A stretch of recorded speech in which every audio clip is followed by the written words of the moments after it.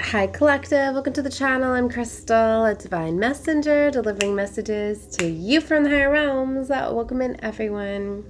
So let's get started on the energy. So today is the new moon in Scorpio. Okay, so it's the 20th of November. Now keep in mind all readings are timeless. Whenever you're guided is when Spirit aligned you with this reading. Know that. So even if you're outside of the moon energy, that's fine too. But it's more fun to catch my readings in real time and take advantage of the cosmic alignments that I let you know about. So subscribe to the channel if you have not. Okay.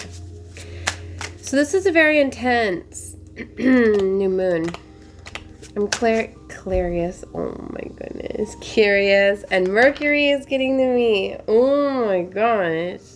We almost do this retrograde, right? Like 29th, I think, in November.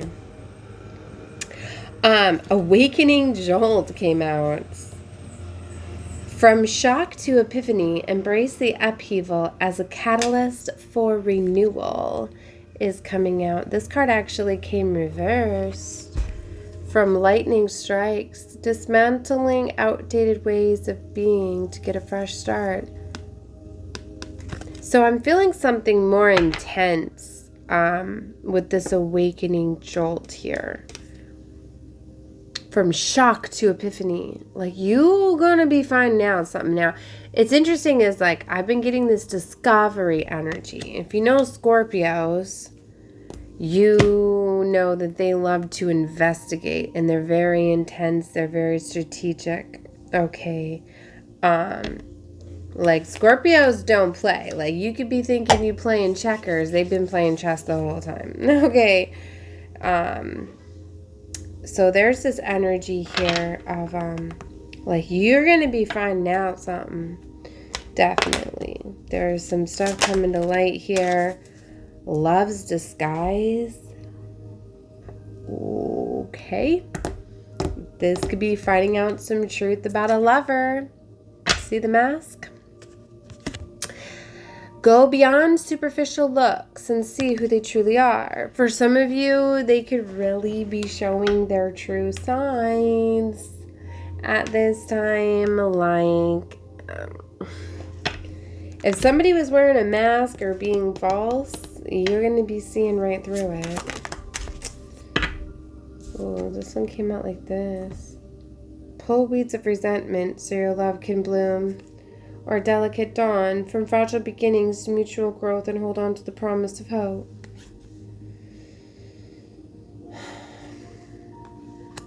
This is the collective reading. All these just came out. Beyond compare. Don't compare your love to anyone else. It's unique. Flickering passion. Feelings come and go. Or the chemistry is not there. Okay. Devotion blooms, nurture both blossoms and thorns with tenderness. Frozen heart. Epiphany warms and melts barriers for true connections. And whirlwind, don't caught up in the drama and choose peace. I feel this moment of clarity or this epiphany, like something shocking is going to happen within, like, some sort of dramatic situation, some sort of drama. It's going to happen.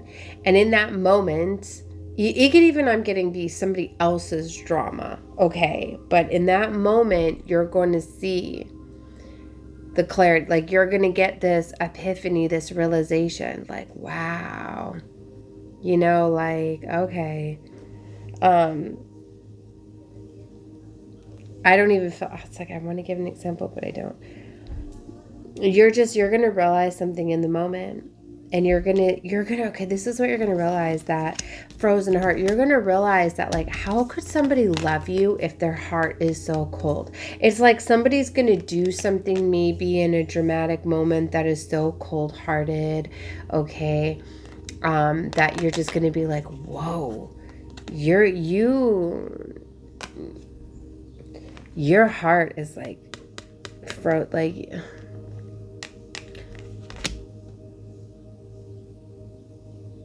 I don't even know how to put this. Like, you're just going to realize that somebody, like, their heart has to be so blocked off from love that how could they love you? That everything that they say must not be true, because for them to do this or had done this, maybe you find out something that was already done, or they're saying they're going to do something, or they did something. You know, I'm reading it multiple different ways. Take it however you feel fitting, because it's like, for some of you, like, you may be finding out about something that somebody did. They could do something. It could be how they react to a situation, or it could be something like they're saying. You know, I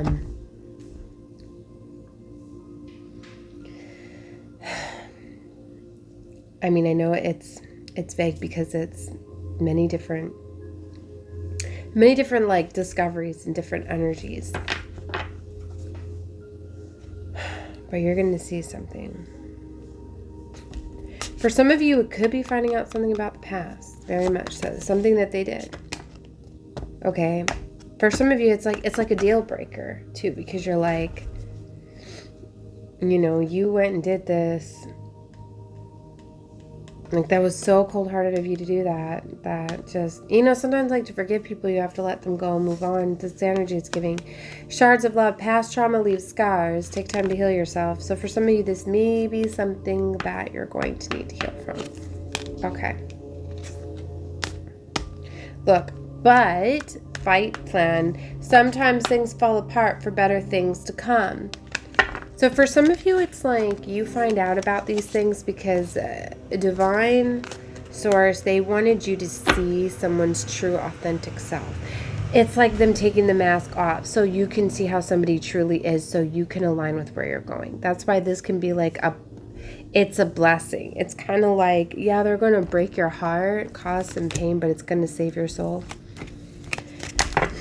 Because for some of you, you're going to find out something.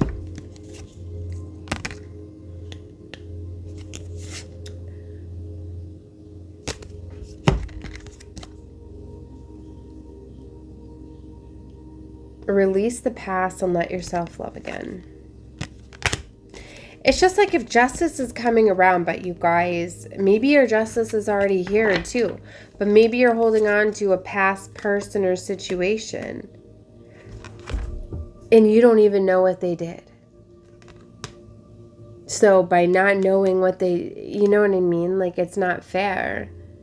Your justice is here for you, but you're not taking your justice because you don't even know that you're owed justice, because you don't even know what somebody did to you. That's why. I mean, maybe Divine's been trying to give you signs. Maybe they've been trying to show you something. Maybe you didn't want to see it. So it's got to be more abrupt to you. I don't know. I hate to be the bearer of bad news, but I mean, look at it this way, though. You got something. You know, I talked about this like last week, as I said. Sometimes things are all in divine timing, right? Sometimes divine will not expose things to you until like your justice package is here. Because part of your justice package is, yes, you get that revelation, that realization, right? But you also are getting switched and you're getting shown, like, sometimes you're getting shown something like, look at this. And you know what I mean? So it's like you can move from, you don't have to stay in the hurt. You don't have to stay in that for long. There's something with yellow standing out. My little girl's playing on my desk, but the yellow is standing out too. It seems so vibrant. Her little scissors. She's got so many pairs of scissors and markers, but just these two are on the desk. So there's something about that. And the yellow, and I was picking up the yellow on the moon from the love cards. And my makeup palette has a little yellow pineapple in it. So then the case is all yellow. There's something with yellow. I just noticed all yellow on my desk. Okay. All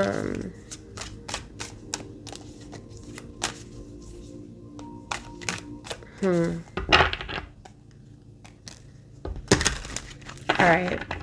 I was just getting into the tarot. So I'm getting distracted. And I think I'm trying to flip this deck upside down. Aren't I? Yeah. Yeah, we can do that. Okay. So Moving on, let's get some guidance from the tarot. The hell? Seven of Swords. I told you someone's wearing a mask. That's wearing the mask card. Deceit, theft, two-face, spying, manipulation.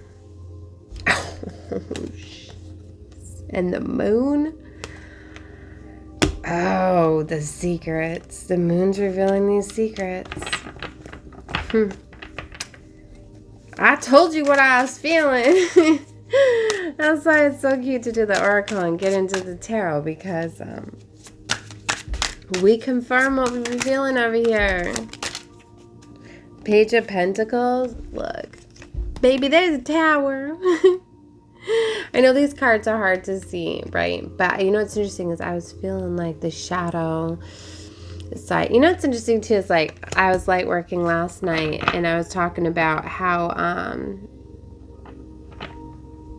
being in your shadow side is okay. Like it's okay to be in your shadow side to defend yourself, and it's like you get tested a lot of times in this life. I've realized with getting in your shadow sign, how you balance it back out. Some of those are literally like the tests that you have to go through.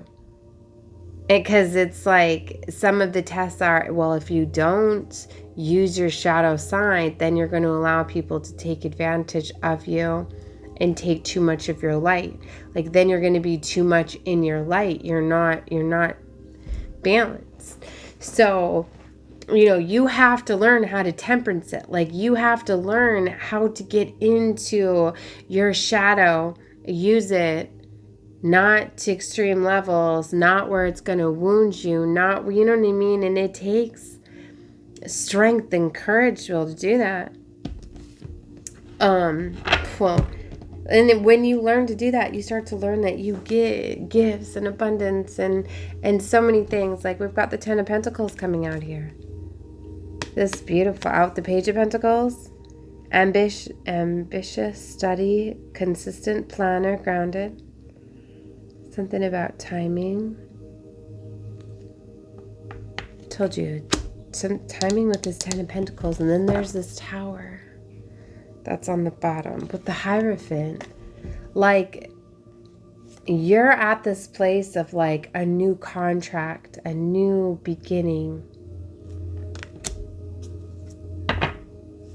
With the Nine of Pentacles, success, achievement, material security, independence. Like this is where you're at this time. I feel you're already here, whether you realize it or not. You're already at this energy. Or you're going from the 9 to the 10. You're getting offered something that's advancing you to your 10 because you were already in the 9 of Pentacles. And now I feel you're going to the 10. You're getting offered a new contract. You know, the Hierophant, it's like you get in that energy of like you were the student, then you become the teacher, right? After you take the test. Like I feel like you were tested. You went through your test, so you advanced to being the teacher. And maybe it's interesting as I brought up how I was light working somebody, teaching somebody something last night. So that in turn is you being the teacher. See? And then you get a gift because you've done both, the student and the teacher. Now you've completed something.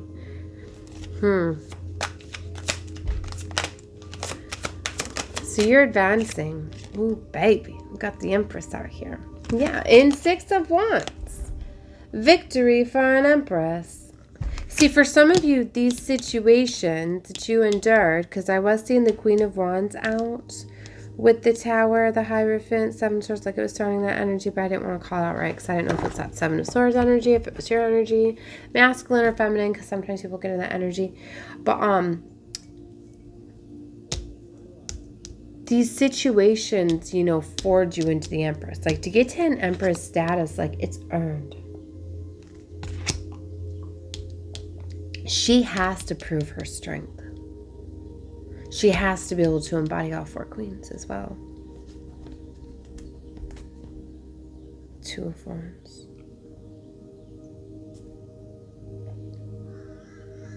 See, you get to make a decision because twos are about decisions. Making decisions, taking a risk. I felt to slow down as I was approaching this card with the High Priestess showing here. So they want you to slow down. They want you to think about this. Trust your intuition, your guidance. What do you feel?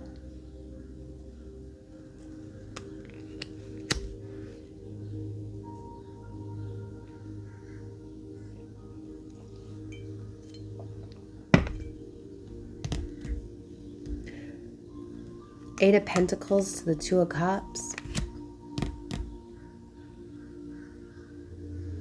Look, talent, mastery, dedication, expertise, accomplishments with the Eight of Pentacles. That's why I like the New Age decks. I like to look at the New Age meanings. I've never associated some of these meanings with these cards.